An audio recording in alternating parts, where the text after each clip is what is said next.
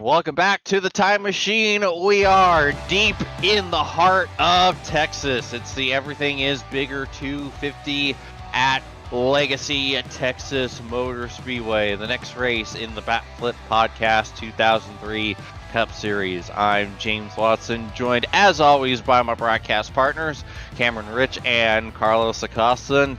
How about it, Cam? We are here at Texas. Yes, sir. We are officially at the halfway point in this Batflip Podcast 2003 Cup Series season. And Legacy, Texas, it is. It's going to be 167 laps here tonight at this 1.5 mile old configuration of Texas. And, well, pretty fast little racetrack with these 850 plus horsepower cars. I think it's going to be a fast one tonight, at least. And hopefully we'll be seeing some good racing. It's a good crowd out here tonight, 25 cars. I think it's our biggest one of the season. So that should be a good sign. JP Phillips there on the pole. So he's shown a lot of times that he's pretty good at coming out here putting a fast lap on the board. Let's see if he can keep the tires on it. Here's our point standings. Tyler Fody leads by he's 39 points over Tate Lytle.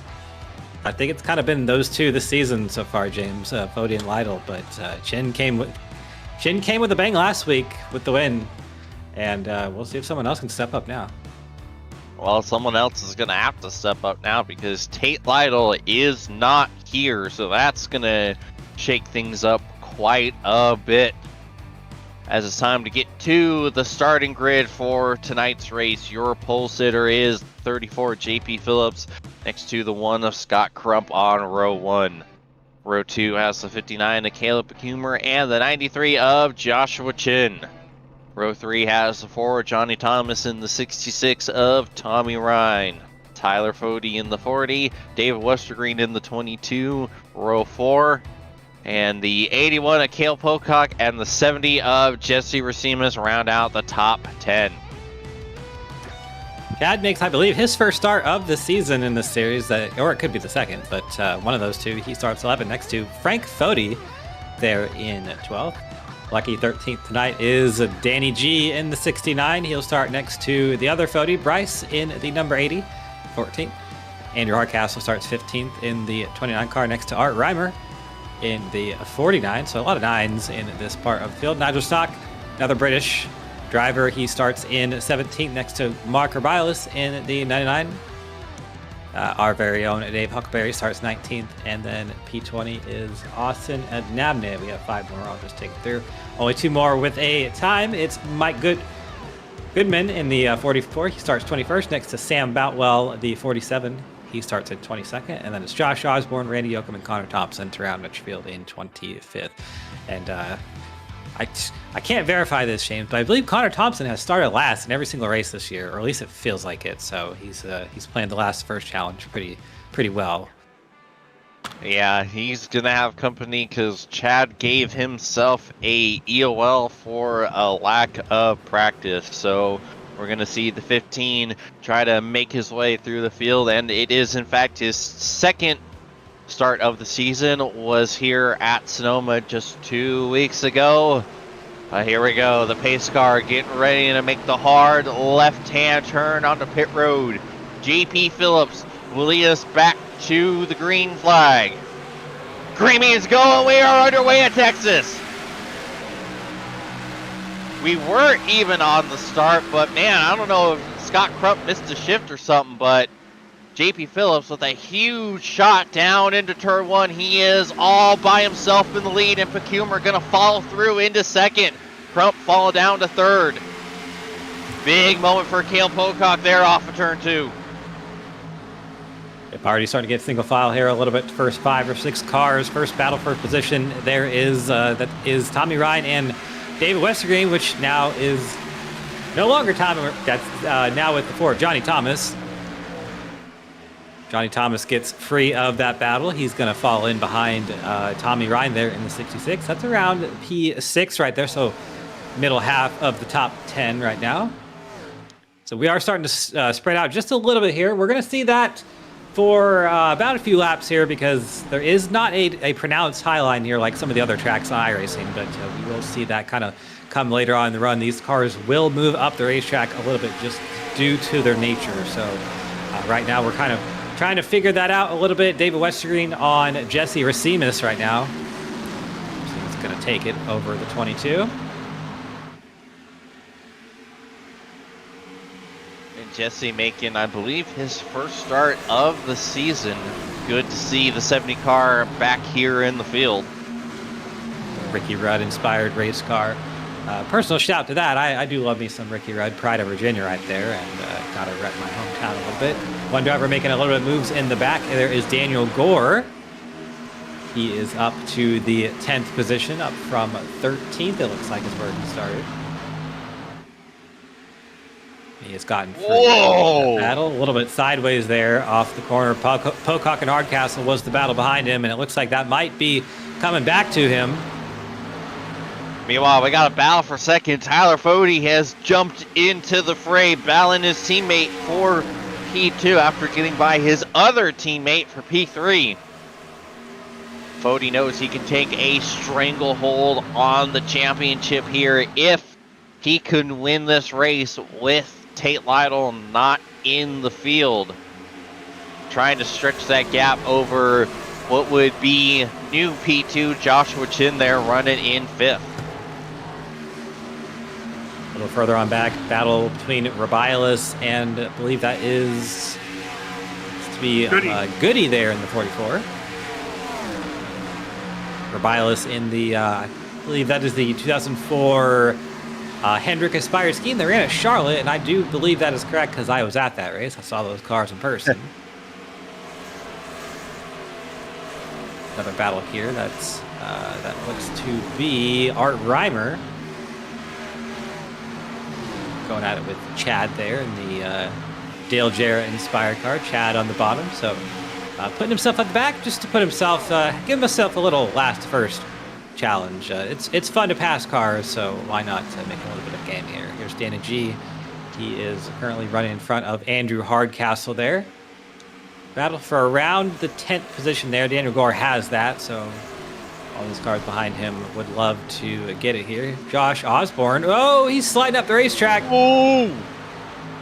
And Josh, a funny thing about him, James, is Josh, I think sometimes we have seen that he's the fastest car on track for about 10 laps, but he has a little bit of trouble keeping the tires on the thing. I would not be at all surprised if we see this 07 start to fall like a rock in about 5 laps. He has been wheeling the thing through the field. He has been extremely fast. Oh, he hits the wall right there. So making qualifying laps, I would say needs to learn to, tune it down just a little bit. 99% is great, but he definitely has qualifying underway. But you can see on board with him. With these 03 Cup cars, they have so much horsepower and so much downforce, and just they're so tweaked out that. You got to keep the tires on him, and look at that right there. He is struggling. He is struggling hard. Whoa, and almost contact with Rankenfield right there. Chad trying to jump to the top, and now looking for the crossover. Big sideways. Whoa, hang on to it, Josh. And he will, but boy, howdy. He is driving it like the throttle pedal is a light switch. On, off. Yeah, and Josh, one of our ARCA drivers here on ERN, and of course, those cars are a lot different than these. Whoa! See the Hardcastle making a move on.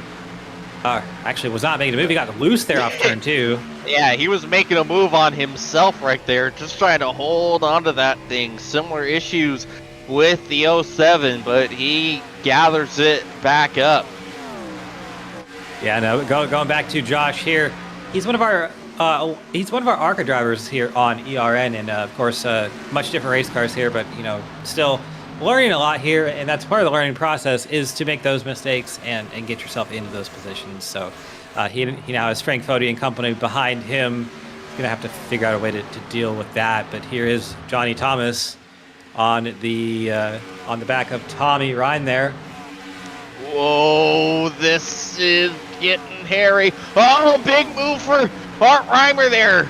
Trying to hold on to a big snap through the center of the quad oval. You don't see that a whole lot, but it's definitely something you have to... Oh my goodness, what a spin!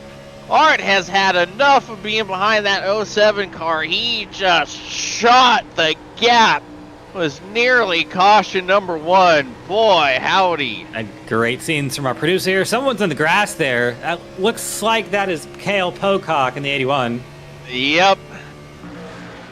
Taking the old Chris Buescher line there down onto the grass. The real ones remember that from the Pro Invitational way back in 2020. Oh no! Oh! Meanwhile, almost near disaster on the back straightaway as we're watching the replay. Cale getting a bit help from the 15 to Chad Frankenfield there. I'm not quite sure if that's post the meme territory, but yeah. Oh boy. A lot going on right there. On first glance, it looked like that was just a little bit of the aero properties of this race car at play. Chad drove up right under Cale and got him loose. So that's really no harm, no foul. To an extent, I would say you don't really have to drive up under someone like that this early on in the race. But either way, we do have some battling here further on back. Nigel Stock, Mark Rabiles, that is going to be for the 19th position. A little bit further on up. Oh, this is actually a little bit further on back. Sam Boutwell and company. So big battle in here. You can see Josh Osborne well and truly has worn through those Goodyear Eagle tires and probably struggling to keep everybody by. You can see he's just really sliding up in the corner there, James. Cannot keep the car on the bottom at all. He's actually probably going to find himself 3 wide here in just a moment. And well and truly just struggling to hang on to that race car. Can we get the cockpit on board of the 07 right now, Carlos? Let's see how bad this is for Josh right now. You can see he's swatting flies in there. So is Nigel Stock probably. He's in the wall just a little bit, but hard to control on the straightaway just a little bit. So much power, and those tires are so well past their use-by date. Down the corner, turns the wheel, nothing out the front. Connor Thompson goes by. He's all the way back to the 23rd position now, only 2 cars behind him. Dave Huckleberry and Cale Pocock, who of course went to the grass about a couple laps ago, but going down into turn 1 here, turns the wheel up the racetrack. Definitely struggling a lot here, James. There is Sam Boutwell about to pass him. Yeah, Sam is trying to get out of this. This is becoming a knife fight between all the orange cars. There goes Huck on by. So, yeah, Josh, that's kind of, you can see, he is sideways on the straightaway too. So just that's just why you don't see a lot of these drivers just go out there and just blow through cars. You can technically do that. But this is kind of the end result. You can see Cale Pocock already back up to the back bumper of this 07, even with the trip through the grass. He's going to easily kind of make the move to the outside of Josh, and with that, Josh goes straight to the back of the field. So big learning opportunity here with these 03 Cup cars. Just that these are tough beasts to drive, and see right there.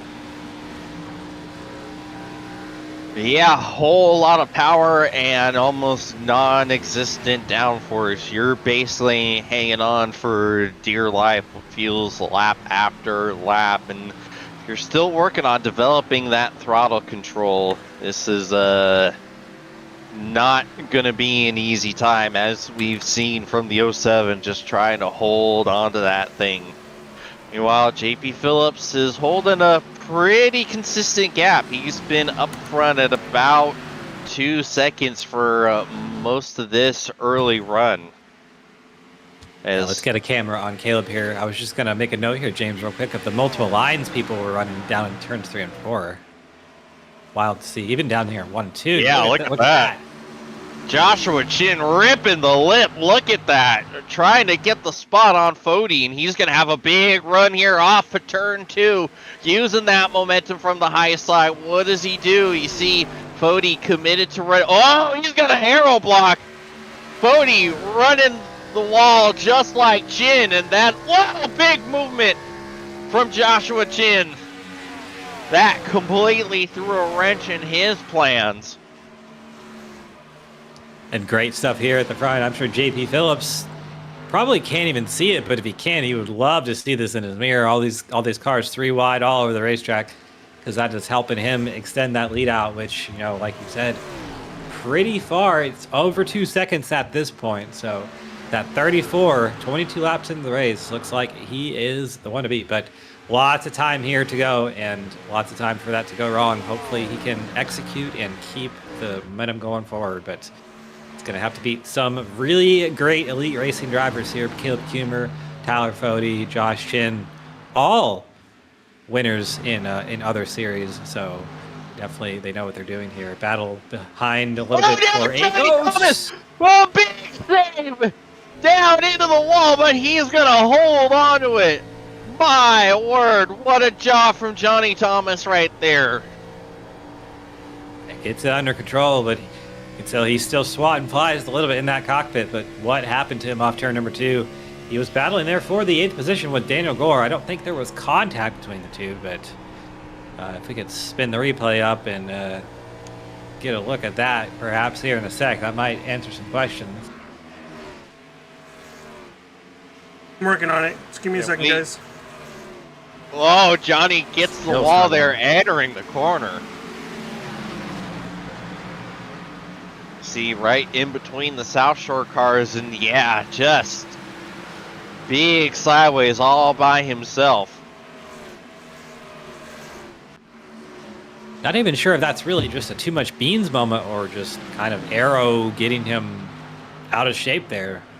It was a weird spot in the corner, but further on back here, this is still hard back half the field. Oh, Andrew Hardcastle down to the middle of the straightaway. You see Pocock making the move on Goody. Essentially 17th place on the back. Excuse me, we'll call that about 16th. Oh, Andrew Hardcastle! Look at this. He clipped the grass there through the quad oval, and that almost ripped the rear end around on the 29 car. Andrew holding on for dear life like Benny. Sam Boutwell, almost taking it 3.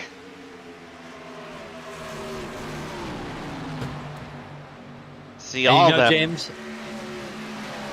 And James, one of the things that I think a lot of people kind of maybe don't think about is these guys back here. They are working hard. They are probably sweating more than anyone else on the racetrack, racing for, the last few spots in this grid, just because of this car. And you really have to be so focused and so precise every lap, because really you're taking it down in the corner and it wants to kill you every time. So you gotta wrestle with that thing just a little bit here. Like Johnny, he got loose right there on the straightaway. That shows you how difficult these cars are, that you're having to work the wheel, counter steer, white knuckle it on the straightaway.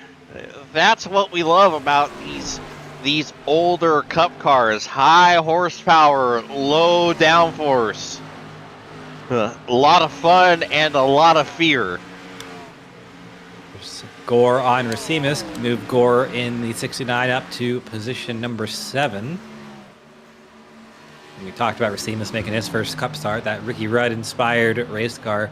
Great looking car. I always loved those Haviland schemes back in the day that the Yates team ran. It was great, and I was a pretty big Ricky Rudd fan.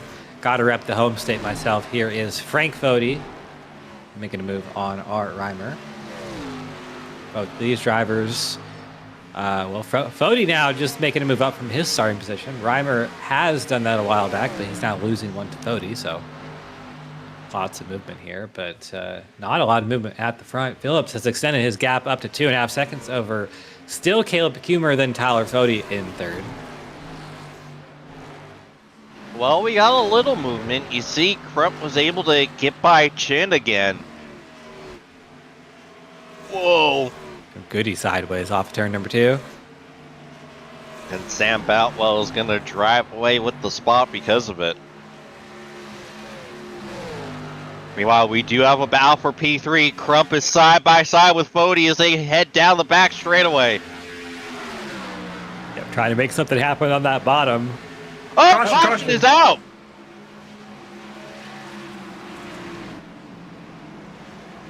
Oh, Dave Huck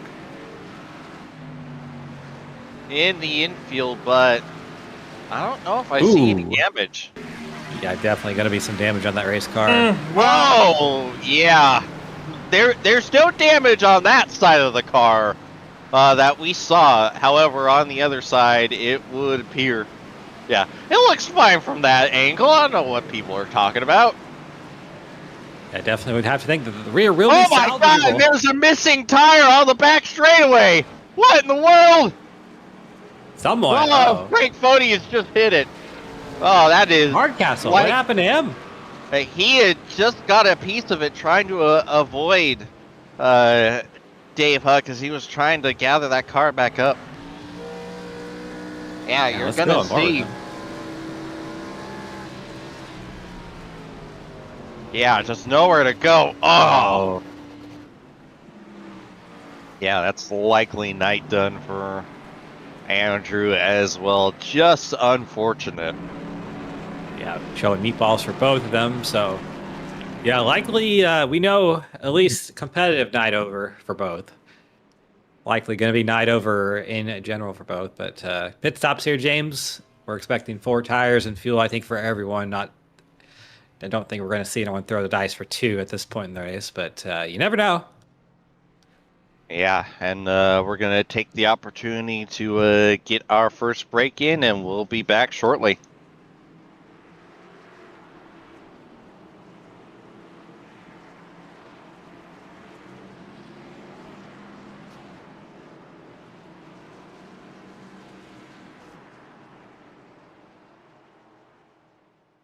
Looking for a heck of a deal? You'll find it at Tom Bolin Ford in Hannibal. Right now, over $4,000 off 2025 Escapes, $2,500 off 2025 Broncos, and over $5,000 off select new 2025 F-150s. And the best part, every one of them comes with a Bolin lifetime powertrain warranty at no extra cost. Big savings, long-term peace of mind, all in one place. Tom Bolin Ford Hannibal. Heck of a deal, ain't it? Blue Egg Marketing. Rev up your business with Blue Egg, your marketing pit crew. Turbocharge your lead generation with experienced drivers that can navigate the competitive track to connecting with your customers. With Blue Egg, you're always in the pole position, leading your brand towards victory lane. So don't spin your wheels, accelerate success with Blue Egg, fueling small businesses to win big. The Lucas Oil School of Racing. Simply stated, we are the professional ranks where the quality of the equipment often dictates the outcomes, and all of our cars are designed to perform and race as close as humanly possible. None of our competitors will have an advantage from engineering tactics. Rather, you will compete on a completely level field with a score of immensely talented up-and-coming drivers, all pushing each other to reach their new heights in their respective pursuit in becoming a professional race car driver. Every year, our top-performing graduates move on to the professional racing ladders of IndyCar, F1, and IMSA. Whether drivers compete in 1 or 2 seasons of our series, when they are ready to move on, they are ready to move. The training you receive in our school is an unmatched, unforgettable, first-class education combining the very best racing instruction and education.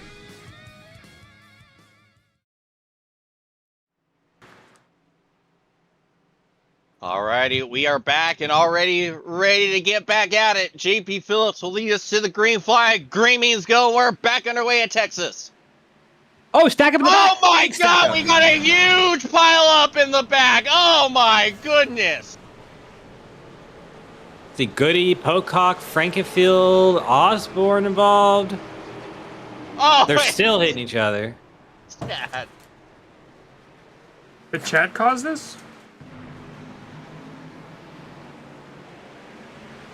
No, he did not. Oh my goodness. What in the Lord have mercy happened here? We're going to have to get a couple more replays, but several people got jacked up here. You can see Boutwell and Pocock, I think, some started somewhere there.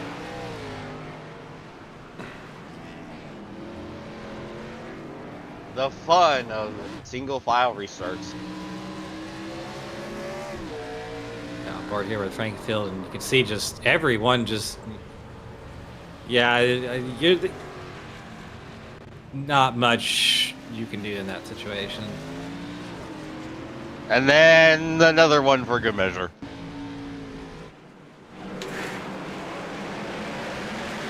It was just a checkup just gone wrong. Yep, and race control is deeming it as such.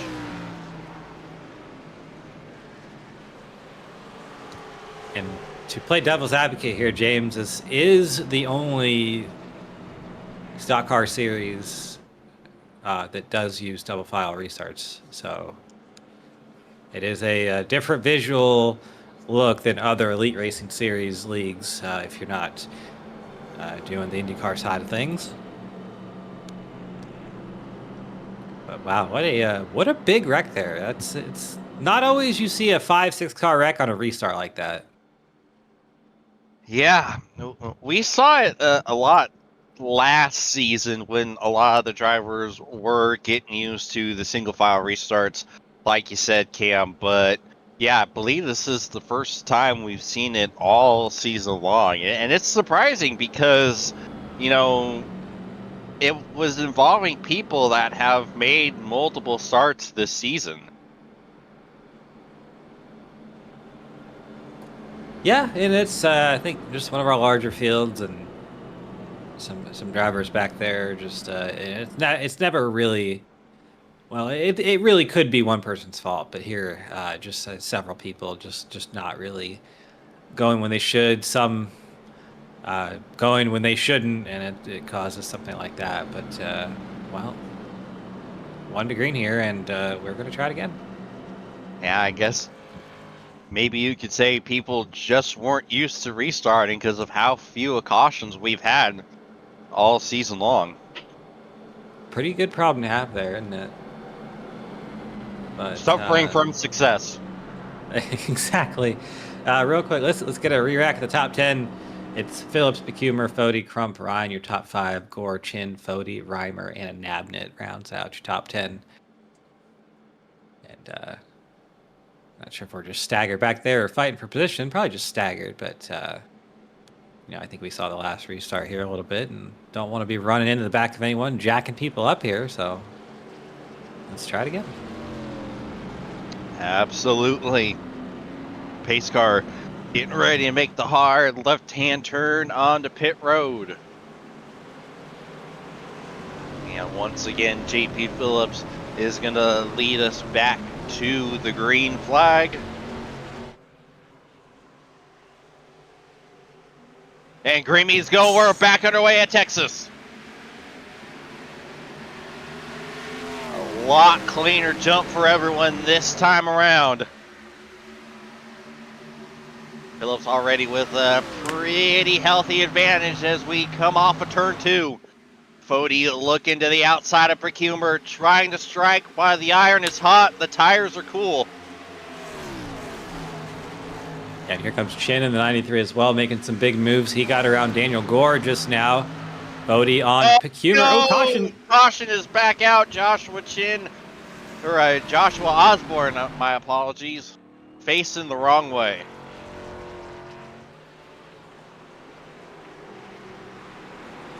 It looks like not a lot of hard contact there for the 07, but definitely a little bit here down. Whoa. In turn 3, just Something lost broke it. on that Yep. car.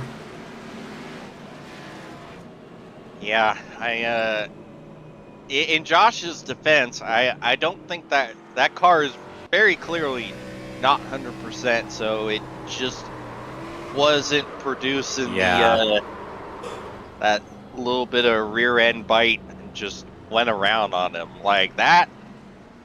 I don't know if you can save something like that because it just went. Yeah, I think there was definitely something broken on that race car, and of course he was in that last accident, had a couple big hits there, so not really sure what he's got going on there, but you can see Chad Frankfield in the 15. He's going to get the lucky dog here. And wasting no time. Dave Westergreen in driver chat saying an objectively incorrect fact, saying that there was no lucky dog in 03. That did come out later in the season, I believe. But now the question is, was it in place here at Texas? So I believe in 03, Texas only had the one race, so no. In September from that race on. So technically, D West is correct. Best kind of correct, in fact. No, we don't want to give D West that satisfaction of being correct. So the last thing we want to do here. Absolutely.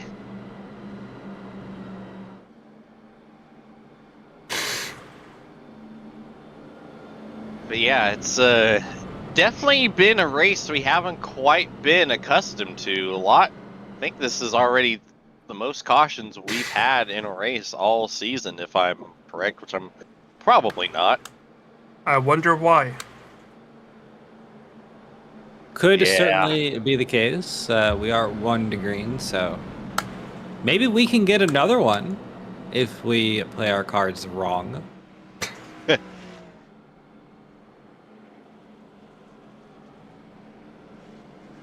See that Nigel Stock. Just for a moment, you can see Nigel Stock was going around the apron to. Well, he wasn't going to pass the pace car. That's not allowed.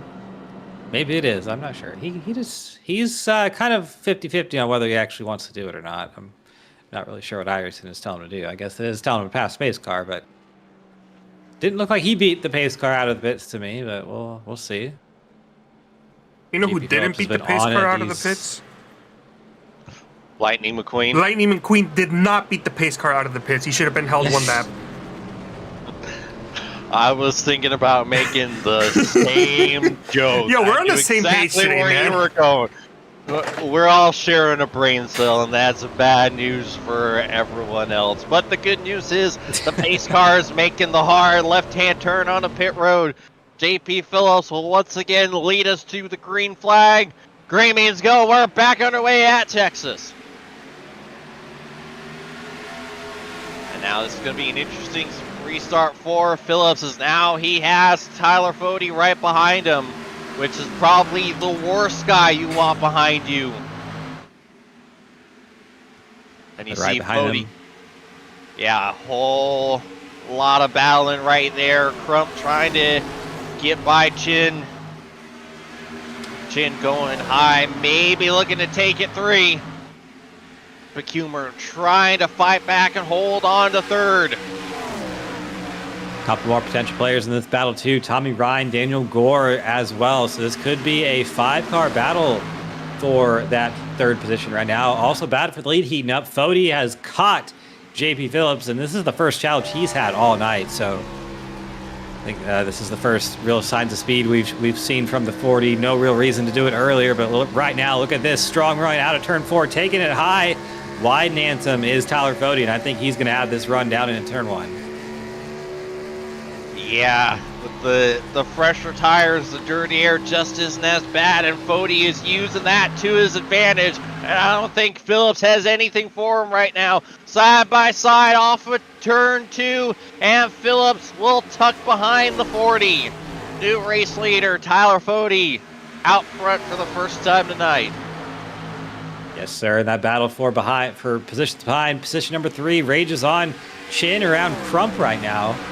And Gore was able to get around. Looks like Becumer as well. So lots of position change here up in the top 10. Fastest lap, Tyler Fode. Yeah, these cautions have really not benefited JP Phillips at all.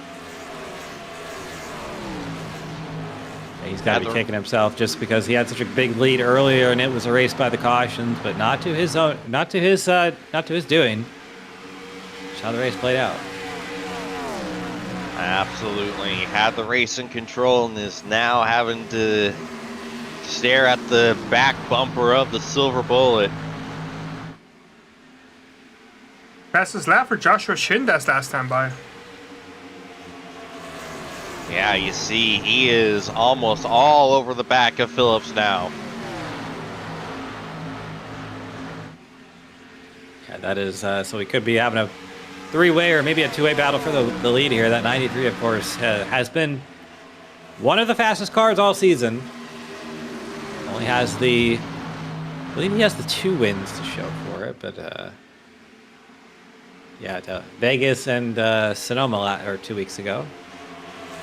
Yeah, the curb stomping of the century on that one. Right now, trying to get some air on that nose. Looking to the very outside of JP Phillips right now. Phillips right now does not have the speed, but I don't think he's actually pushing that hard. That's what I would have to presume.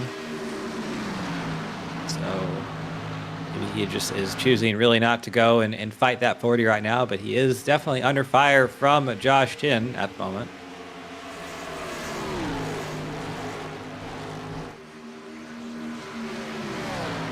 Meanwhile, you see Tommy Ryan, he's made his first appearance into the top 5, and him and Crump not that far away.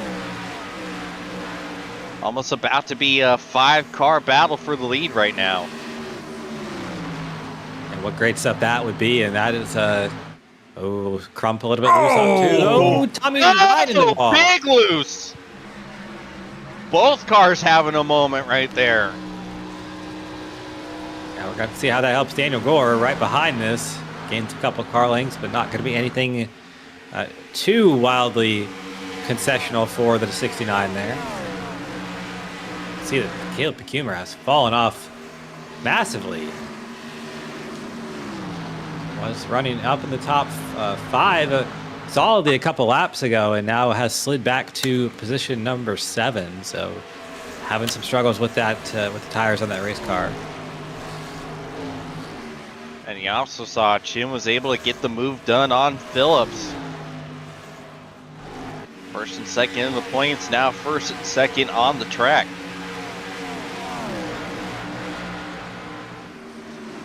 So let's see if Josh Chin has anything for that number 40. Chin running a little bit higher on the racetrack right now. Kind of the line that we see David Westergreen here running. Trying to get around Austin Nabnett, which fair enough, there he goes. So give David Westergreen the position number 10. Yeah, D-West was doing a good job of making that middle line work, although a little bit of a slip off of 4. But that's not going to cost him the position that he worked so hard to get. So now he looks to track down the other green and white car of Art Reimer in front of him. Got lots of work cut out for him, but also another driver that is learning a lot in this series. And see that Connor Thompson there trying to made the move around Bryce Fody. Excuse me, Jesse Racimus in the 70. Now trying to make the move around Bryce Fody, but you can see everybody's starting to get loose now, so the rear tires starting to balloon up on these race cars, and seeing a lot of movement here in the rear. Yeah, not quite sure what happened to Jesse. He was in the top 10 for that first run, but now you see him at the back of this lead group here. Then right there behind Jesse Racimus, it's a huge gap back to Chad Frankfield, Kel Pocock, and Johnny Thomas, which something happened to him. He's all the way back there now, but Pocock and Frankfield almost actually got into each other there in turns 3 and 4. Yeah, those cars involved in that calamity on the restart.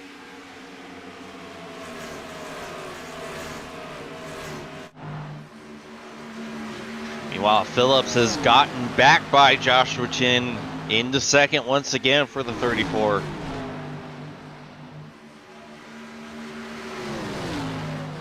Oh, wow. I saw that the 07 of Josh Osborne was sitting on pit road without a hood.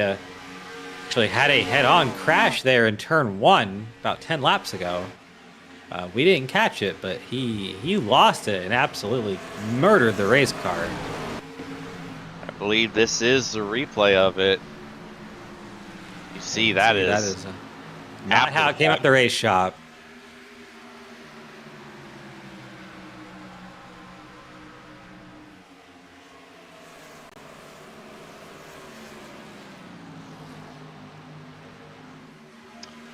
Boy, it was crawling without the engine running for some time. Oh my lord. Oh, that is shades of Michael McDowell 2008. All that's missing is the car barrel rolling down the track. The way that car snapped up to the wall, that is nearly identical to what McDowell did. Yeah, sure enough, and surprised that we didn't get a caution for that, but that's kind of what you see on these older tracks on the iRacing service, that you will definitely get moments like that. I mean, you saw that all the leaders passed right after he had kind of hit the wall and it was rolling down there too. So either way, back up to the leaders here. Tommy Ryan, we're going to focus on him for just a moment. Up there in 5th, running all the way up near the wall, both ends of the speedway. And trying to find some grip up there. He is flanked by Crump and Gore right now, trying to make a move on Crump into 3, going low on the number 1. Gonna drive down in there and see if he can find some grip down there at the bottom of the racetrack. Crump's gonna fight him on the outside. Not gonna give it up easy. He never does in the 1. I think Tommy Ryan might have the run here into turn number 1. Sure enough, drives it down, bottom of the racetrack. There's a bump down there. He's going to hit it, gas up, and then I think he's going to clear Scott Crump. Sure enough, he does. So move Tommy Ryan up to position number 4. Yeah, good work from the 66. All the way up to the wall. Love seeing that. Look at David Westergren up there all the way up to the wall. Connor Thompson. Just love seeing this dynamic track kind of working naturally here at Texas Motor Speedway, and these drivers all able to use all of the racing surface here. Yeah, you can say that again. It's just something so satisfying seeing a car up there.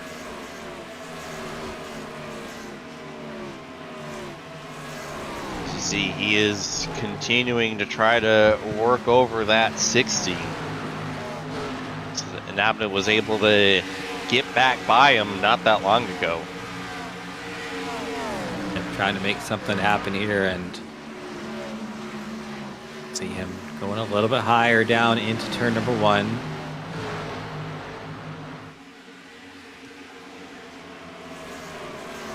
Just staying higher in the corner, so just running a different line here. Here's Tommy Ryan looking racy with Josh Chin. He's trying to get himself up into the top 3. 66 looking quick right now. Bottom side of the racetrack, right side of your screen. Gonna poke his nose down there, and I think this might be an easy pass. Gonna drive it on there. They're not quite clear, but sure enough, right there. Yeah, Chin was trying to fight it, but just didn't have enough to do so.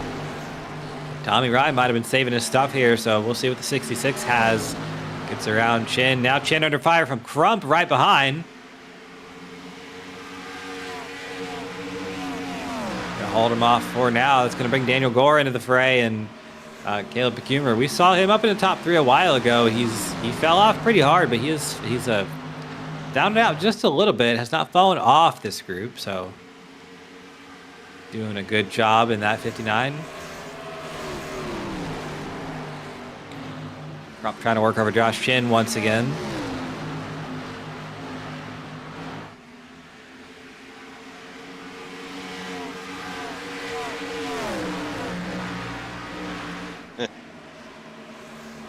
David Westergreen not happy with the handling of the 22 car right now.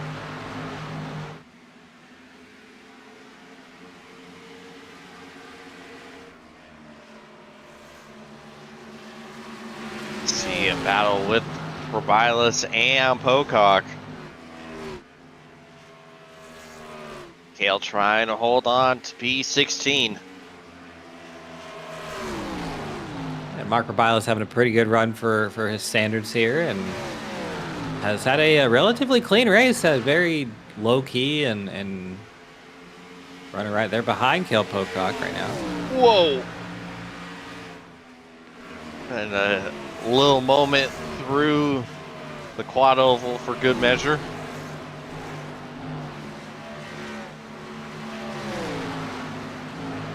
Meanwhile, Adabnit has picked up the pace, and now he has run down Art Reimer for 9th. Looking low into turn 1 and not going to be there just yet. Reimer running a little bit higher. He's going to slide up the racetrack. And here comes Austin Adabnit. That's going to open the door for that 60 to have a good run down the backstretch.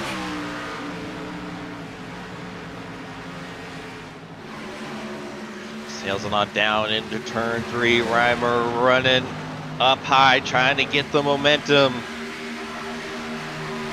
And it's going to work somewhat, but the 60 still has the nose ahead, and now Austin might be able to call it. Job done. Art doing everything he can to keep the momentum up, but he will not. Whoa, and a big moment for good measure.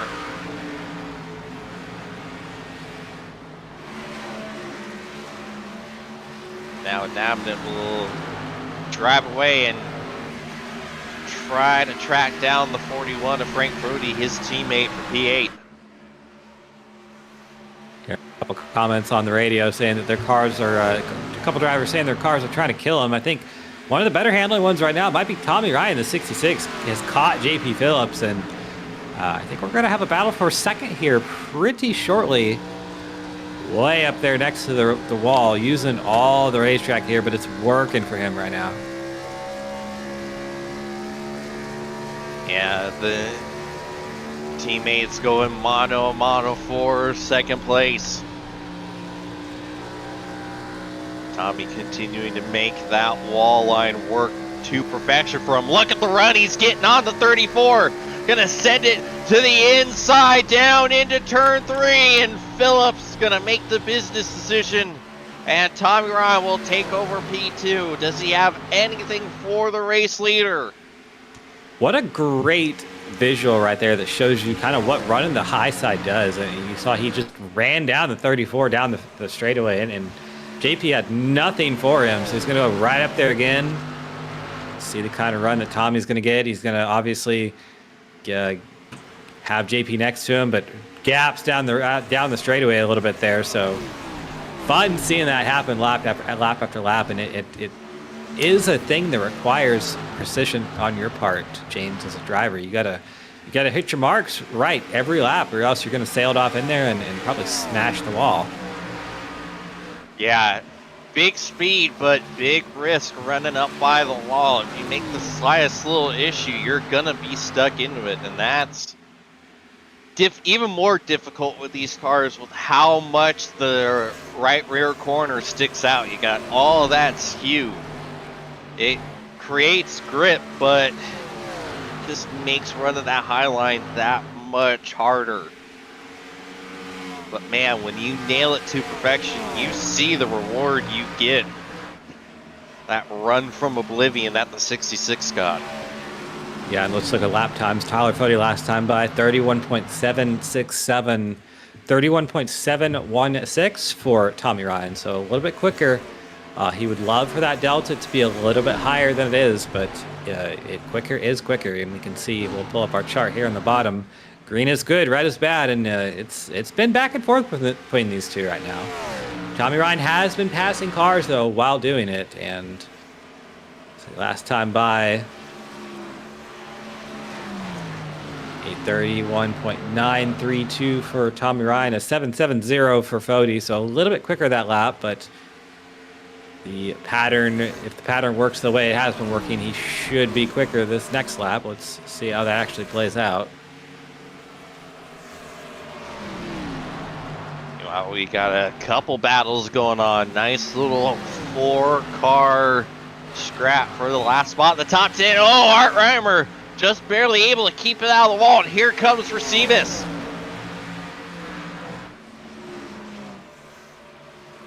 Jesse using that run to his advantage. He's going to clear it now. Here comes Johnny Thomas trying to do the same. All of them sliding. Where's Bryce Fody go?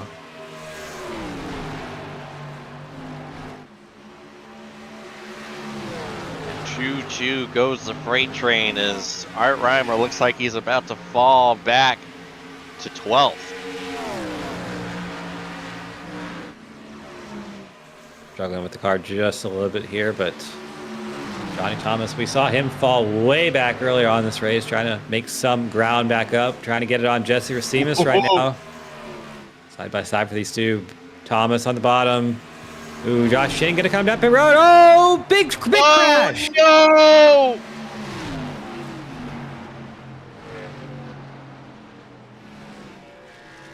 That. Oh my goodness.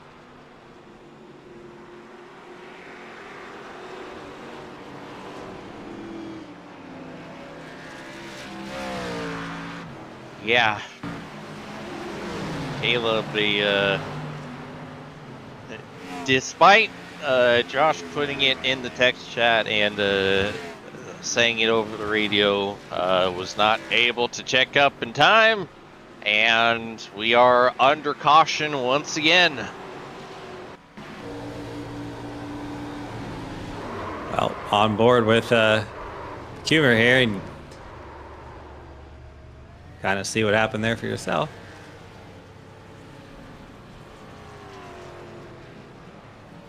Good job by everyone avoiding. They got real close to it being more than just these two involved.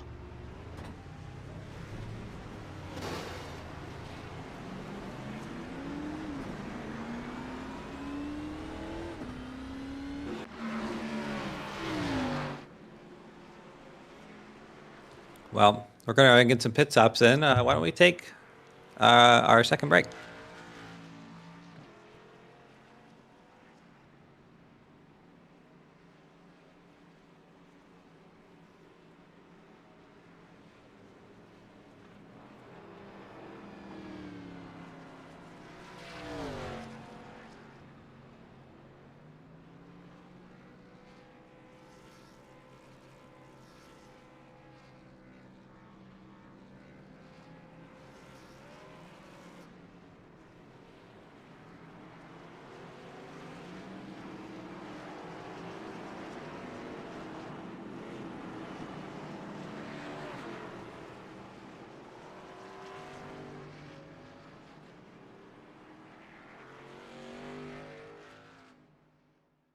Looking for a heck of a deal? You'll find it at Tom Bolin Ford in Hannibal. Right now, over $4,000 off 2025 Escapes, $2,500 off 2025 Broncos, and over $5,000 off select new 2025 F-150s. And the best part, every one of them comes with a Bolin lifetime powertrain warranty at no extra cost. Big savings, long-term peace of mind, all in one place. Tom Bolin Ford Hannibal. Heck of a deal, ain't it?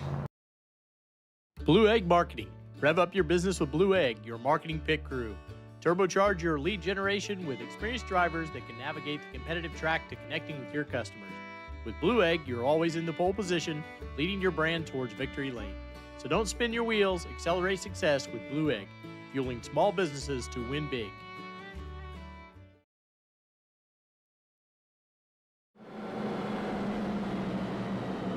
Alrighty, we are back, and you see, not the greatest pit stop for Tommy Ryan. Dropped down to 5th. Yeah, definitely interesting. He's going to have his work cut out for him on this restart, but we are one to go.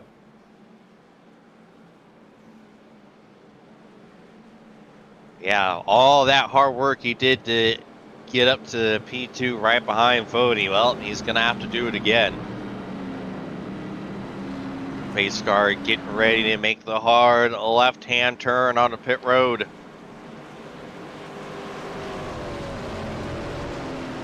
Tyler Fody will lead us back to the green flag. Green means go. We are back underway at Texas. Big jump for Fody. JP gonna try to give chase and see if he can take the lead back, just like what Fody did to him earlier. Someone had a big move around the outside. Couldn't see who that was.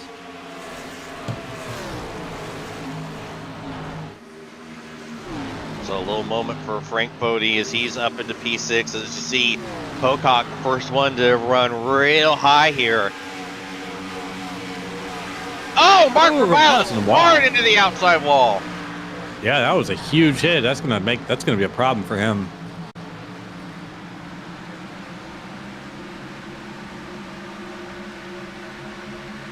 Steve Frankenfield trying to set up the move on the 99.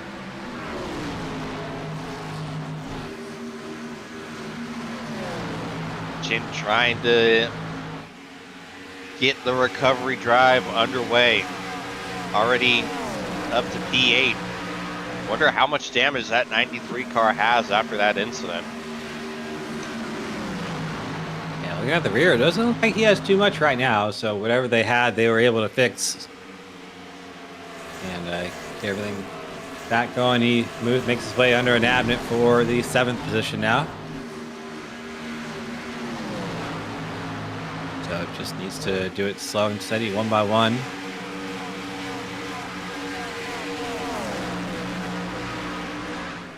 We are now past halfway, so there we go. Looks like everybody mind their P's and Q's. We're spread out now on this restart. Just single file now to let everything play out just a bit. So we will probably see some side-by-side racing once we get the tires worn in just a little bit here. Yeah, I think everyone's trying to focus a little more on tire conservation, knowing, having a much better idea on how the tires are going to evolve, how they're going to wear, how the track is evolving.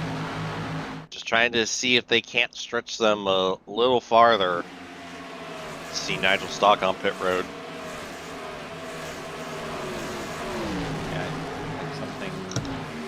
Potentially wrong with the 98. He's not really got a lot of damage on that car, so has done a good job of keeping that out, but he is changing tires. And see where that gets him, but Chad Frankfield in 15 running there in 12th in front of Dave Westergreen. Chad's been up and down all race. He's been in a wreck, and he's also kind of been up there near the top 10, so trying to get himself back up there. Yeah, and it would appear that he was able to get all the damage fixed on that last caution. Yeah, for as messy of a race as it's been, we do have several retirements, but looks like Nigel Stock might be yet another one of those. Has not pulled out of the pits just yet, but Stock, Osborne, Goodman, Yoakum, Hardcastle, and Huckleberry looking like our retirement list. Everybody else looks like they've, for the most part, been able to get all their damage fixed on their race cars. So you're looking like you're either going to be retired or pretty clean at this point in the race. Yeah, I imagine there's probably still a few things to fix on the 59 of Humor. Yeah, we definitely have to think that, but at least, oh, well, I did see that. I was looking at the rear of his car, and it looked fine, and then it's not looking great, so we're gonna have to do something with that one, but makes sense that he would be that. Tyler Fody has not scooted away from JP Phillips. He's only about 0.2 of a second out there right now. JP is keeping him honest.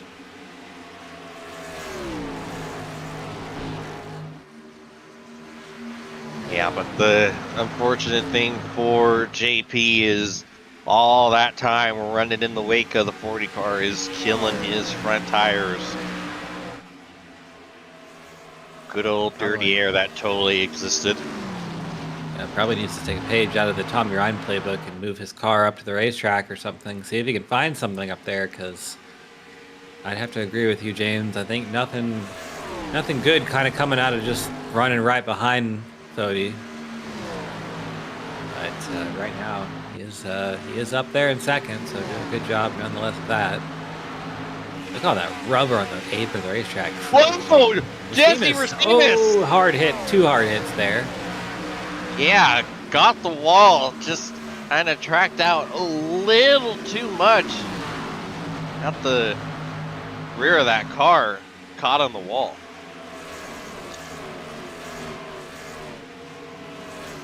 Good recovery though, because that could have been a much harder hit.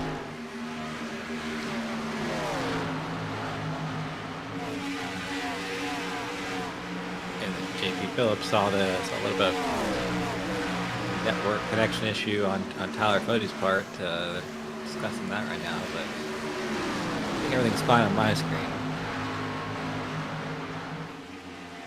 Yeah, not a hint of problem for the connection of the 40 cars. 66 and 99, exactly what you want it to be.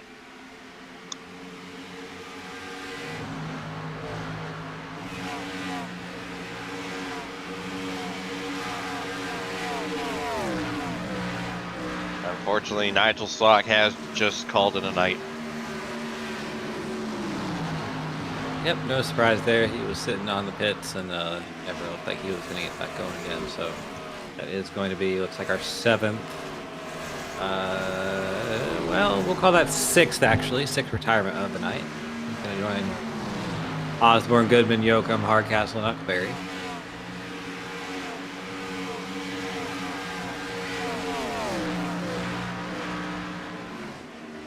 Cars on the racetrack. Look at the Sam Beltwell.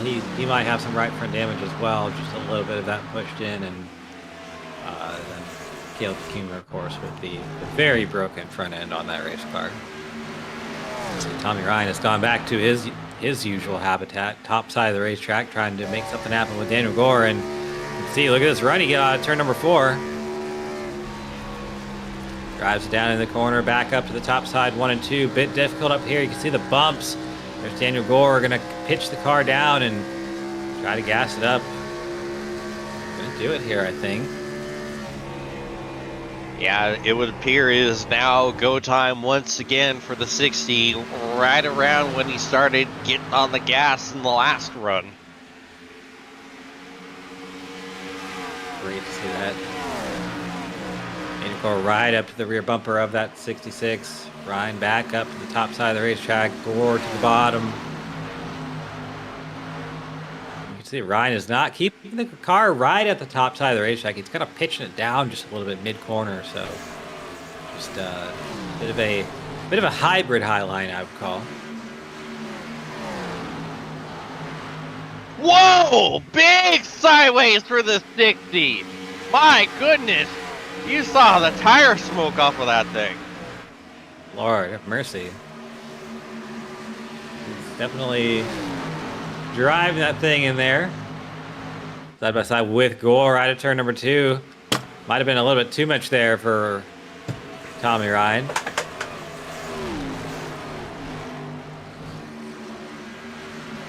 Yeah, you wonder how much damage that did to the tires.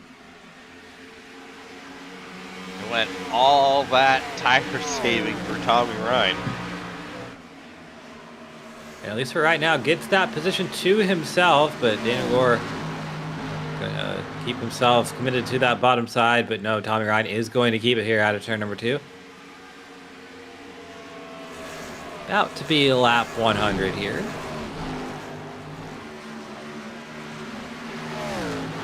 Tommy Ryan looking forward to see if he can go run down the number 1 of Scott Crump. He's our 3rd place driver at the moment.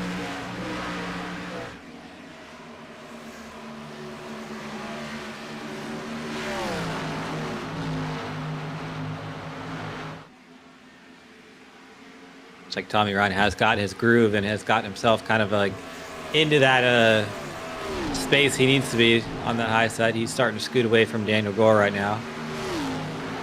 Looking at lap times between Crump and himself. He is starting to converge on that a little bit quicker last couple laps than Crump. So slightly getting that gap down. Battle for 6th. Frank Fode and Josh Chin. Josh Chin using that same outside line. Going to get the great run out of turn number 2 and give that to Josh Chin. Give 6th to Josh Chin, that is. Yeah, that Josh is driving like there is no damage on that car. He hasn't looked like he's missed a beat. They're doing a pretty good job right now in that 93. At least visually, it looks fine. So I'm with you. I'd be surprised if there wasn't some actual damage, but definitely at least looks fine right now.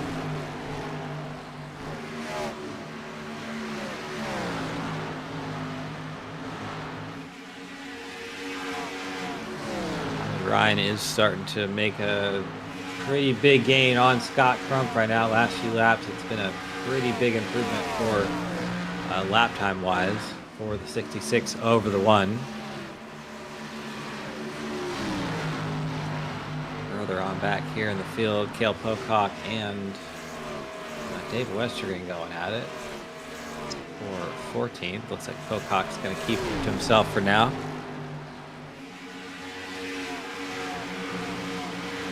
You see, Frank is going to have to worry about his teammate, Abnett, making a run on him.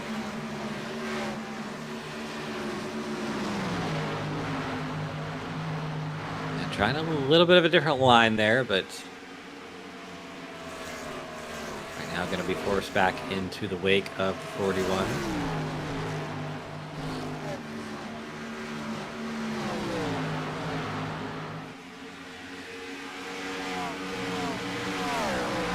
Battle here for the 3rd position. Tommy Ryan has caught Scott Crump here in the number 1. Look at how close he is to that outside wall.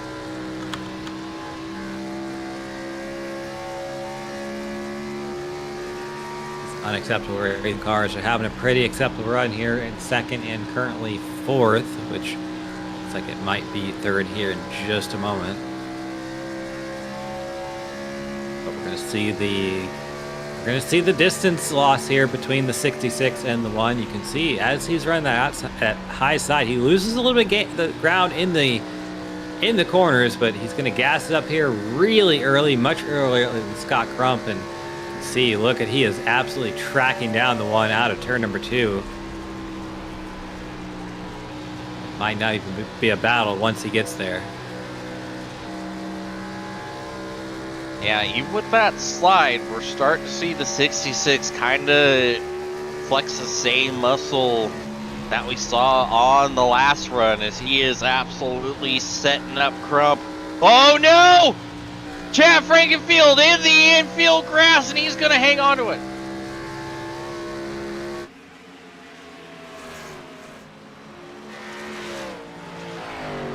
I think Chad definitely got loose and then he was loose here, and there's the help. Whoa, yeah, whoa. Almost a carbon copy of what happened between those two earlier in the race, just the roles reversed.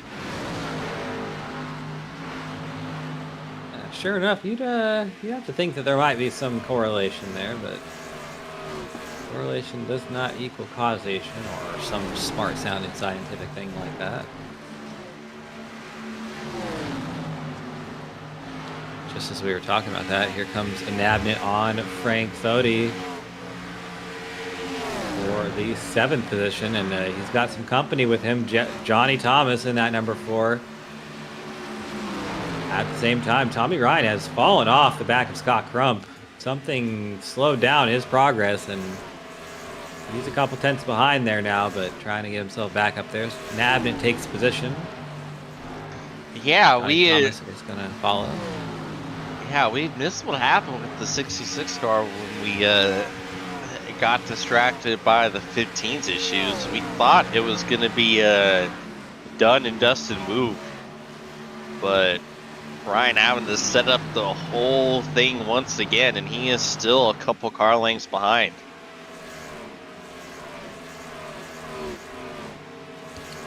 Yeah, it happened on board. I think he just got a bad run out of a corner, and he lost so much time. But nothing really dramatic for Tommy there, but just lost of time. We were on board when it happened. It was at the same time that Chad spun in the front stretch.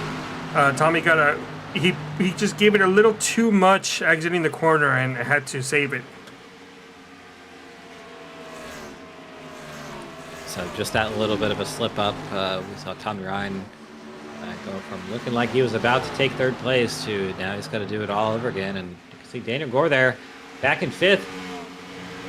He has gotten himself up into the fight here, and he's had a bit of a struggle this season. I think one of the drivers that we thought was going to come out here and maybe battle for wins, and really has not been in that fight, in that conversation just yet. So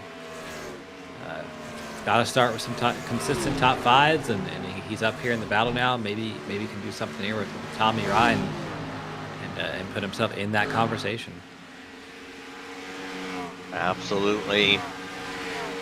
And you know something that we haven't done? I think it's time to bring the noise.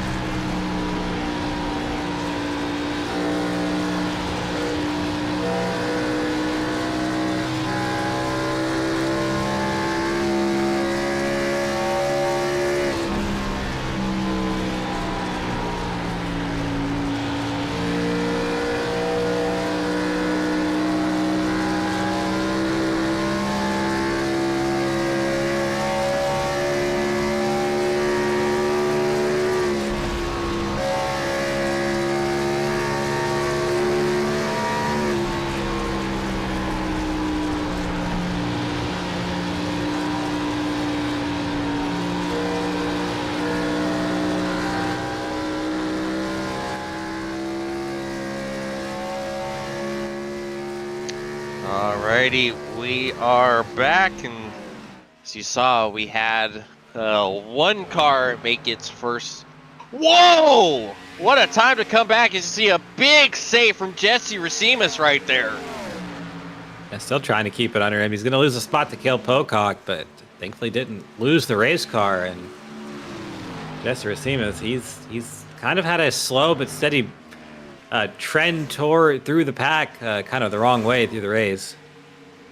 So ends up there in position number 11, but it is, like you said, his first one, so he is learning a lot here out tonight. Yeah. Still having a little bit of trouble there with the race car.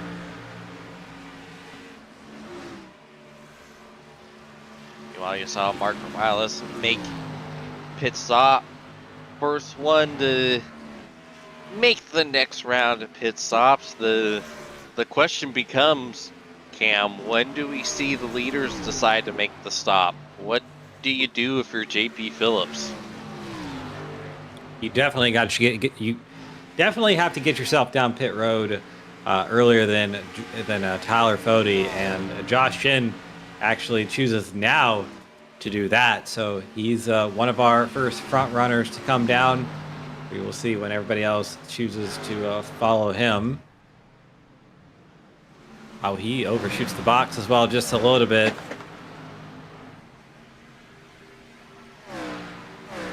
Josh Chin going to try some strategy here.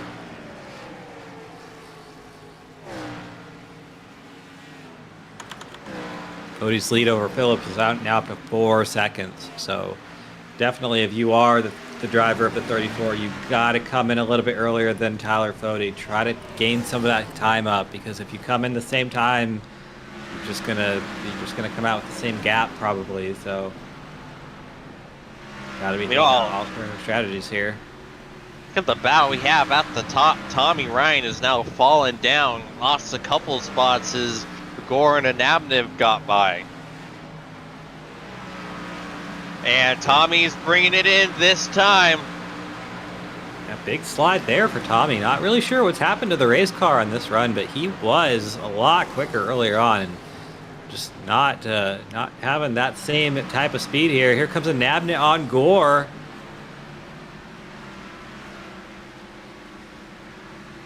We're going to keep it at the line, but these two are battling for that number 4th position right now. You see a great run through the center of the corner for a Nabnet, and he's going to clear. Bottom of screen, Tommy Ryan down pit road. About 40 laps to go here. Nabnet starting to drive away from Daniel Gore there a little bit, so that number 60 has found a little bit of speed here later on in this race. Yeah, fantastic run. Oh no! Horrible pit entry for Jesse Racimus, and it looks like he's got some damage as well. Yeah, he's hit something. What in the world happened to the 70? Wonder if he might have caught the inside pit wall. Yep, spinning, and that's exactly what happened. He wasn't speeding for sure. Yeah, that's something that happened in Jesse's favor right there. JP Phillips has indicated that he will be coming down pit road this time by, so the 34 is going to be right there. Rump and Fode stay on the racetrack. Nabnet and Gore stay on the racetrack.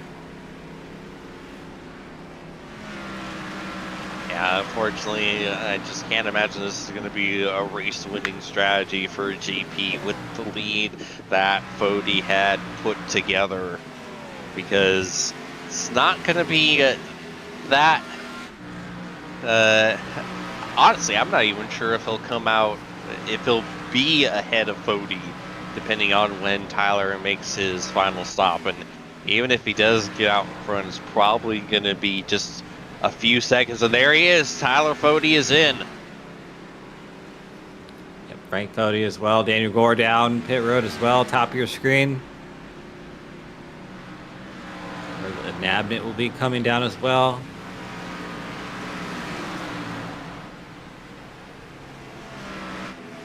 Meatball for Connor Thompson. Could just be tires. I believe Connor Thompson has lost a tire. That's correct. He is dead slow out of turn 2 right now. And we've seen a few cars come close to that. I know Mark Revilis said he had 4% left on his right front after one of his pit stops. Carefully get it down to pit road there. Does get it down to pit road there for Connor Thompson. So we'll get that meatball cleared once he gets the tires changed, get fuel in the car, down and away will he go. But he also overshoots his pit box by a whole pit box. Ouch. Caleb Kumer down now in the 59. Fortunately for him, we'll not be able to get a whole lot of that damage fixed, so he's going to have to keep living with it. And Tyler Fode did, in fact, stay in front of the 34. In fact, I think he even gained time, because now it's showing the gap is around 9 seconds, when it was only about almost 6 when JP pitted. Tyler Fode doing Tyler Fode things there, it sounds like.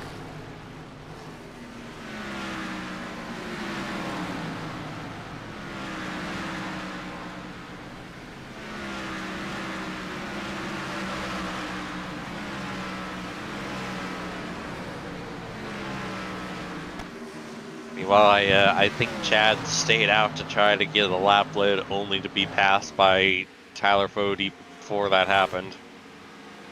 Yep, he didn't actually take the lead before. That's actually the most elite racing league thing to happen of all time. Yeah. Right there, Oof, size big. sure enough, at 15 comes down pit road.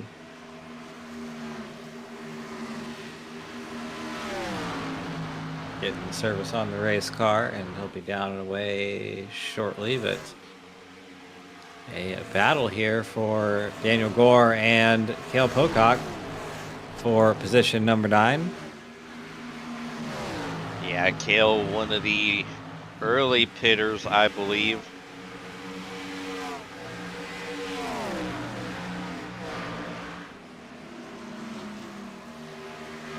You see Connor Thompson right behind them, who is currently 1 lap down. Connor doing the caution dance because he would be the free pass recipient.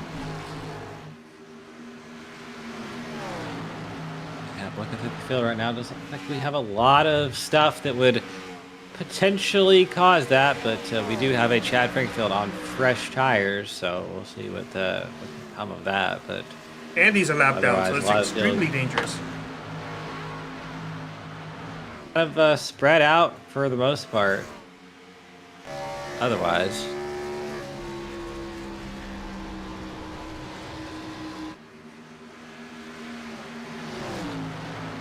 cars we have here. And see, he gets by Art Reimer, clean and easy.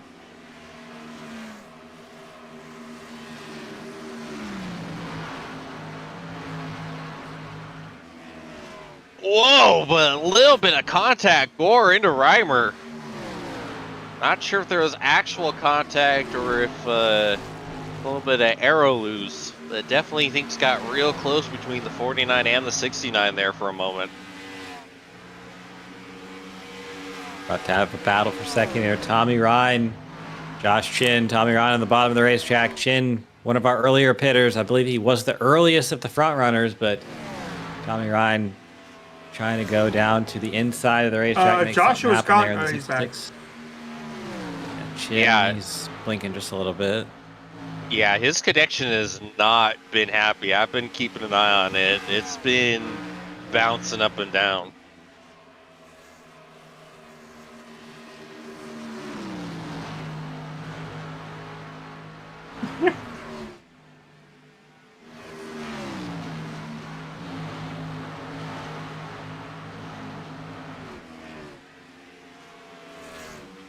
See a Nabnet there trying to get that spot from Art Reimer.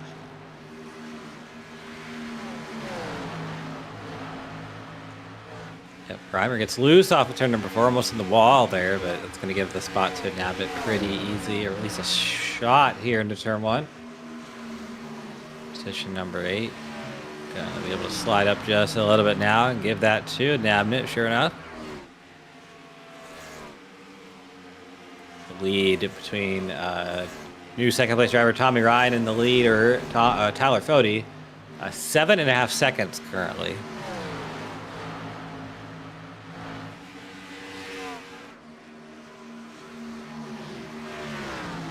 And you see Phillips has got by Joshua Chin. Josh, one of the early pitters, and it's starting to show. Now he's probably going to have the one car right behind him within the next few laps. We have 25 laps to go here from Texas. Yep, and that is a lot of time for Josh Chin to have to hang on. There's Jesse Racimus down pit road once again. That was not scheduled. I think he spun out. Definitely, it's like he might have not come down pit road through a traditional way, and sure enough. No.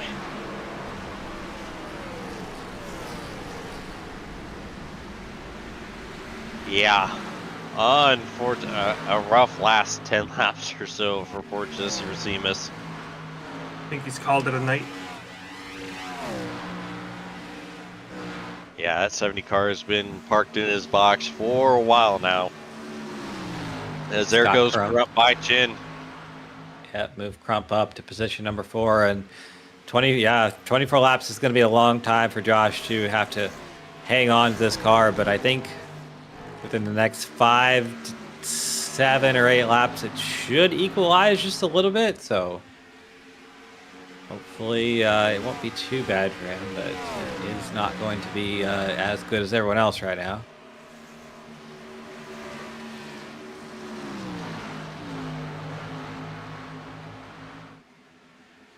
Great night for unacceptable racing. Tommy Ryan, JP Phillips, 2nd and 3rd right now.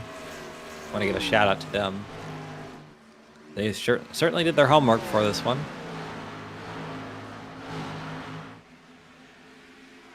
And they're probably going to be flipping positions here as JP has the tire advantage over Tommy. Yeah, we're on board with him right now. Let's see what he is looking at. Both of them currently running that out inside line right now. We'll definitely probably see that 66 move up to the outside here a couple laps later into the run.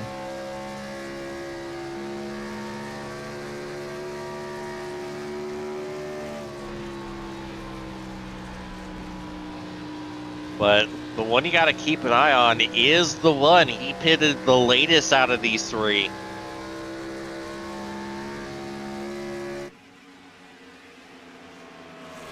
He also has a Chad Frankenfield on fresher tires creeping up in his mirror, so that's also going to be something to keep your eyes on. Certainly not anything of a red flag or red alarm type situation where everybody is panicking now, but And sure. especially nothing happened between these two at all at Old Texas in recent times. Certainly not. Yeah, nothing at all, so I would have to assume this is going to be a bit of a nothing burger because there is no history between these two at all, ever. Never, ever. No history that has actually spilled over into other leagues, too.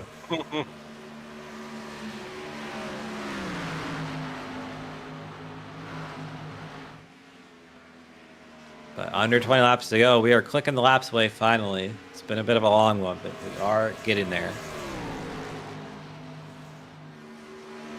Yeah, 250 miles down to just 17 laps. Or still 18 laps, rather. That's how far ahead Tyler Fody is.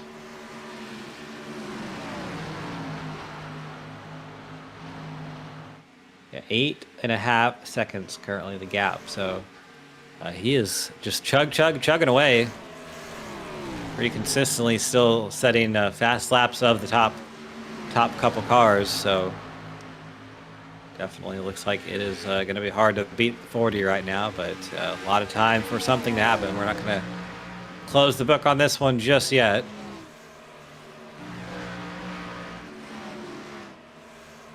You see Johnny Thomas, Gore are starting to make their way up to the 93 car.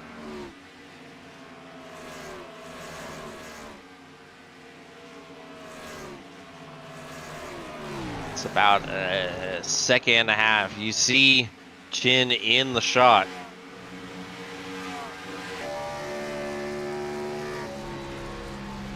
We're going to go on board here with Scott Crump right now. He is getting a little bit closer to that 34, but his progress has stalled just a little bit as the tires have equaled out.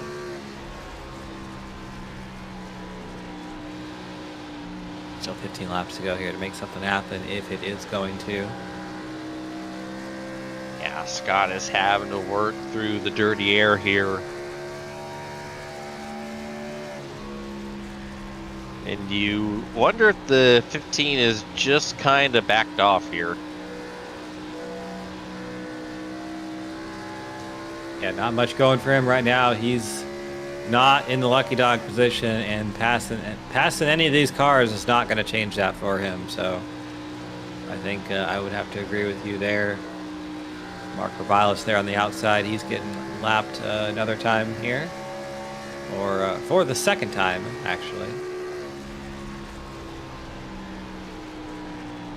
Frankfield is actually battling for that position with Mark, but both of them are going to be going on 2 laps down here before too long. Oh no! Oh, my wow. goodness! Oh boy! Wow, that would have certainly shook things up.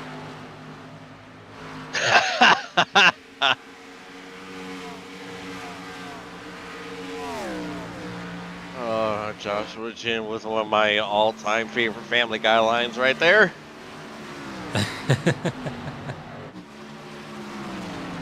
It's almost at a interesting one there.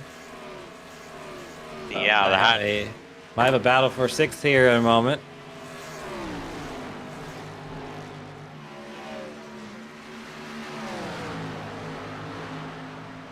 Yeah, two drivers right here. Sorry to cut you off. 2 drivers have had kind of opposite days here. Johnny Thomas and Gore. Johnny Thomas, of course, started up there in 5th. Just kind of ran around this bottom half of the top 5 all day, 5th, 6th position. Daniel Gore has had to make his way up here from 13th. So you can see he's all sorts of sideways there out of turn number 2. Yeah. Gore trying to use his tire advantage. Oh no! Right for Milas. Hits the wall right in front of these 4. Look at that. Austin and Abnett is on the scene. He sure is, and he's having a pretty good run. Has had to pass a lot of cars doing it too, up from 20, and now going after Gore for 7th. Whoa, slides up, almost makes contact. Yeah, that was almost a caution there with 10 laps to go, but they kept it off each other. Connor Thompson as well in the fight, but he is a lap car, so he's just there for vibes at this moment.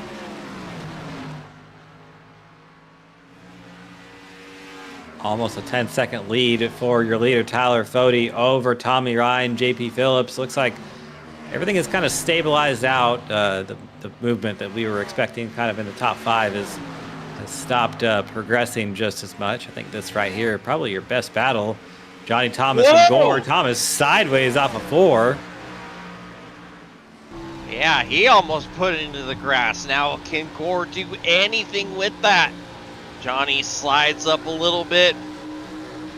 Gore with a run, but Nabnit is looking to the inside as well. Austin backs out as here comes Gore. Johnny tries to shut the door, but he can't. Look at the run Gore's going to have. Johnny trying to side draft off of the corner.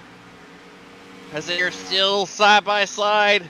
Austin and Abnett trying to figure out what he wants to do in this scenario.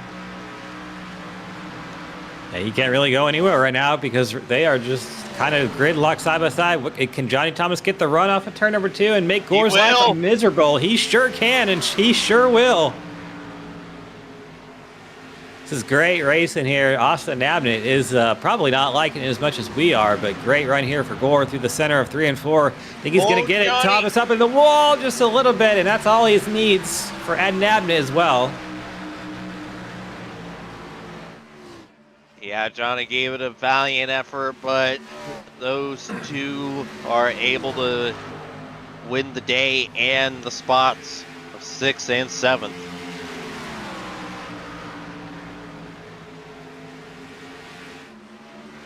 Yes, I'm aware of what I did. Shut up.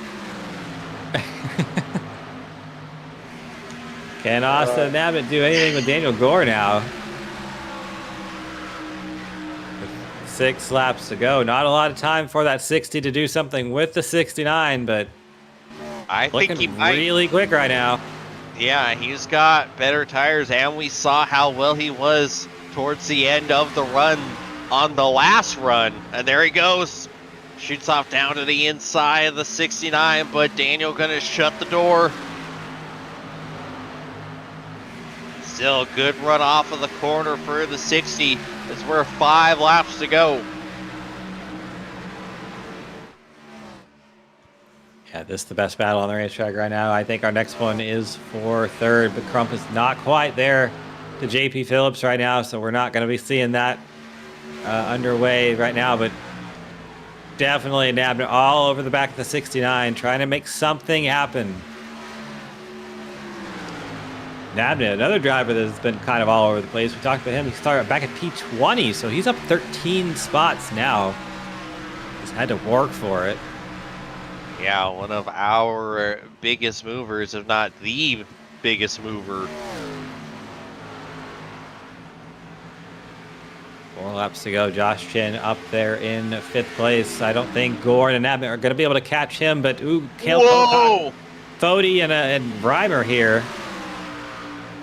Back out of the top 10. 3-way battle for 9. Cale gonna slide up just a little bit, makes contact with the 49. Art gonna hang on to it, but he gets loose. Now here comes Frank. Frank catching a little bit of grass. Oh, the Netco was doing us a lot of favors right there. Whoa, we're staggered 3. Oh boy. Whoa, big silence. Wow. He's back up into the wall. And there goes Frank. Kept it straight, though. Oh, but that car thing broke. is toast. Cale Pocock having to almost chastain it around here. No meatball yet. Well, he may get one real soon. I think he's trying to get one. White flag's out. I think Pocock is he's upset over the radio right now. He's going after someone. Oh boy. There goes the race leader by. Yeah, final lap of the race. Yeah, that is not what Tyler Fody wanted to see. But you know what? This is exactly what Tyler Fody wants to see. Checker flag, turn 4. Tyler Fody will win at Texas. Meanwhile, Gore is side by side with Joshua Chin for P5. And Abnett is right there. Side by side, Chin trying to do everything he can to hold on to it. He's blinked. I don't know where he is. There he is. Oh, 3 wide off of the corner. Who's going to get it? I think. And Abnett almost spins. And I think it's Gore. 3 wide for P5. Give it to Daniel Gore. What a battle. That was awesome stuff at the end there. Man.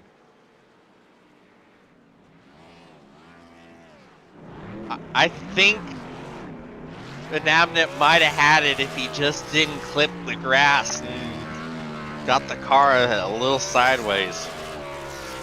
Yep, just killed the momentum there, but good stuff there at the end to finish this one up. It was a long one, but Tyler Fode is going to get another one on the season. I believe that might be his 4th, but that also feels a little bit incorrect. Nope, that is actually completely right. So 4th win for Tyler Fode. And to finish out the rest of the podium, the Unacceptable Racing guys, Tommy Ryan and JP Phillips, both of them look really good today. I can't wait to talk to them, but James, why don't we let these drivers kind of get their thoughts collected, and in true 03 Cup fashion, we'll be back with interviews in about 20 minutes when everybody lines up in our waiting room. And we'll be back pretty shortly.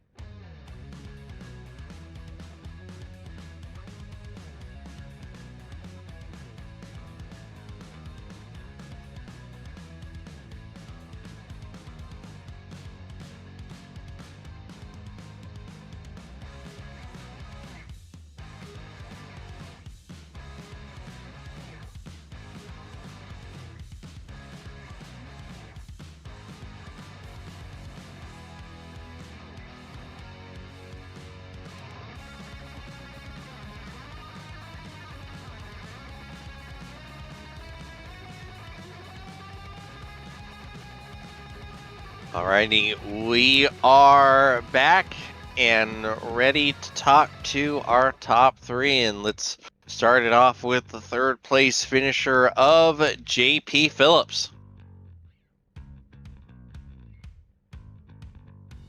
JP, James in the booth, you got a copy?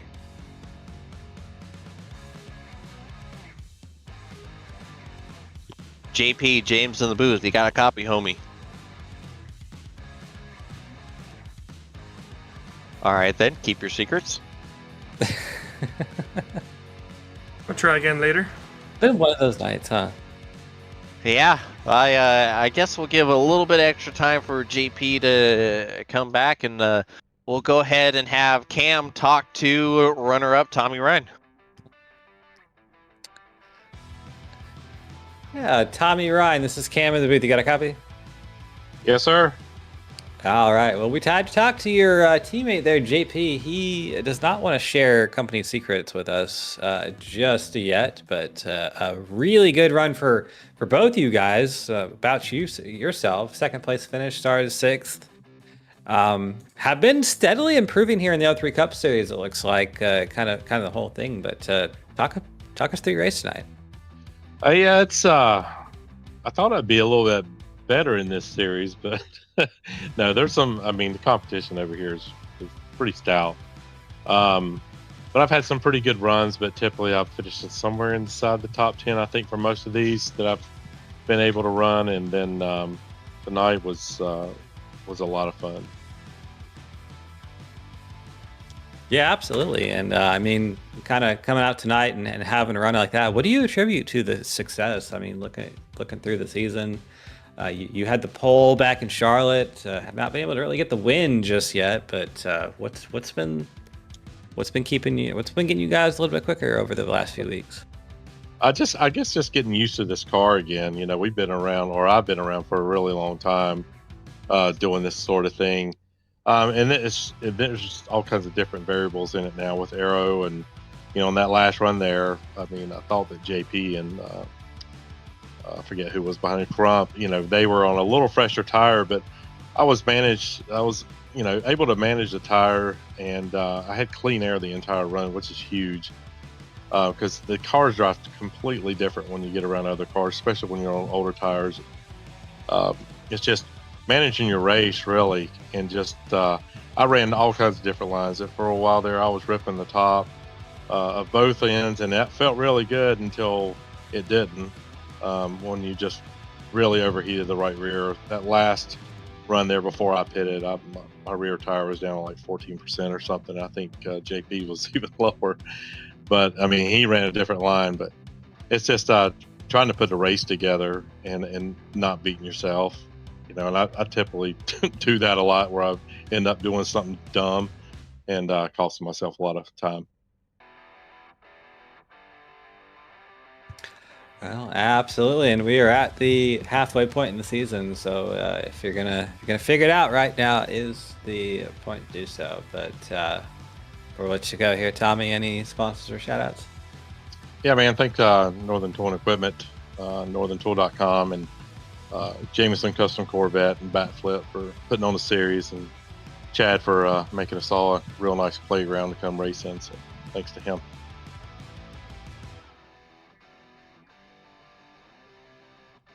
All right, Tommy. We appreciate you taking some time to talk to us tonight. Great run out there. It was fun watching you rip that high side like you were, and we hope to talk to you next week. All right, man. Thanks a lot. All right, James. Let's give him a go again. Let's see if we can talk to our third place driver. Absolutely. JP.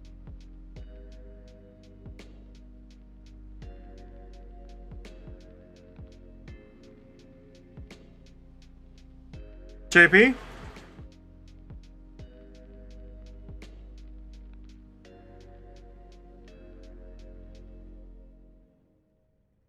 Well, you can't say we didn't try.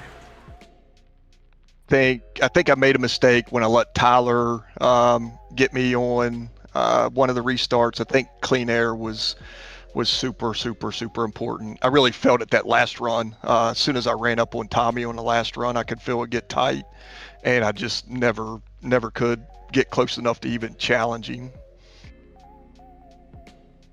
Yeah, it really seemed like Dirty Air had been kind of the worst we've seen it all season. Was that what you were feeling out there as well?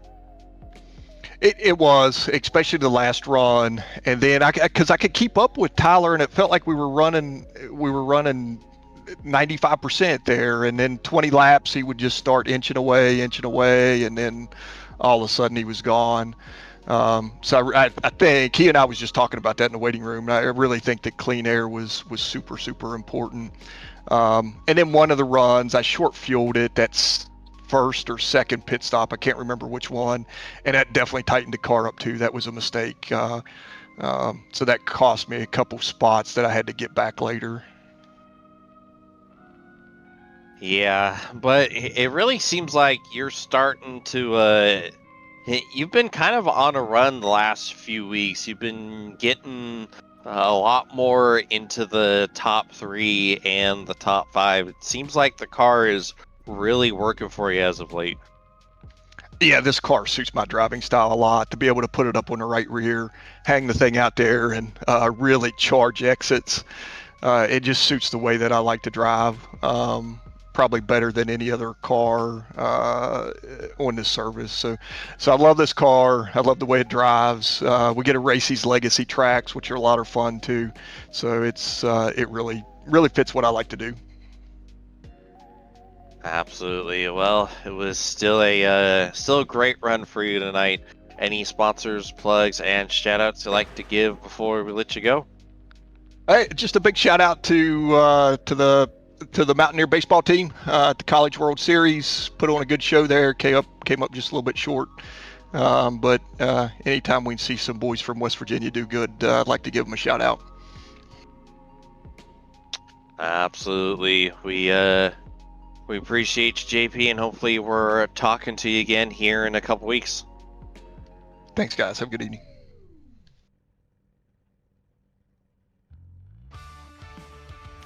Alrighty, now time to talk to the man of the hour. Tyler James in the booth. You got a copy? Sir. Well, another week and another win, but you had to work pretty hard for this one. You were having to fight your way through traffic. It wasn't quite the qualifying effort I think we were all expecting there. No, I could not figure out the qualifying line with this car. All through practice, so the temperature was kind of going up and down, so we didn't really know who had speed and who didn't based off the temperature. But yeah, just couldn't get the lap put together. So yeah, I think I was like 7th, but was able to get a couple spots, and then you kind of get trapped. It felt like after 10 laps or so, once the tire wear started coming in, you really had to set up the passes. You couldn't just kind of bully your way through there, which is how the dirty air was working. So was kind of trapped there for a little bit, and the first yellow actually saved me because I was running way up by the wall with Chin. We both ended up cooking our tires, and Scott was actually passing me. I think it was for 3rd at the time, right as the yellow came out. So was able to reset and do the next restart. I think I got another spot. Then there was another yellow, so that really helped out, just kind of being able to jump up a spot or two each restart. And then just, you really had to go as hard as you could for the spots, the opening 10 laps. Yeah, JP was super fast. Had a big gap that first run, and I was able just to kind of stick with him on one of those later restarts and get position on him and get the pass done. And from there, it was just kind of managing and planning out the green flag pit stops and trying to not fall behind on the strategy.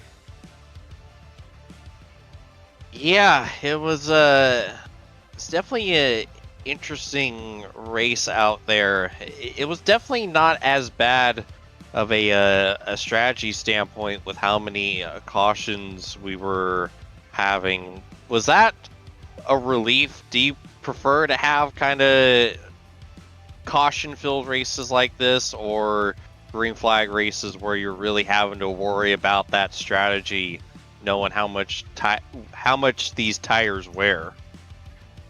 Yeah, I think I prefer just as green as possible. Really just watching the strategies kind of shape out over the course of a pit cycle or two. The restarts definitely make it chaotic, but from driving standpoint, I'd rather not have to deal with all that. But yeah, I guess it goes kind of both ways depending on the situation. But I was a fan of how it played out the second half there. Yeah, I can imagine. But it was another phenomenal win for you. Any sponsors, plugs, and shout-outs you'd like to give before we let you go? Yeah, just all the Lake Norman guys coming down here and running. Had 25 cars or so tonight, so that was a little better.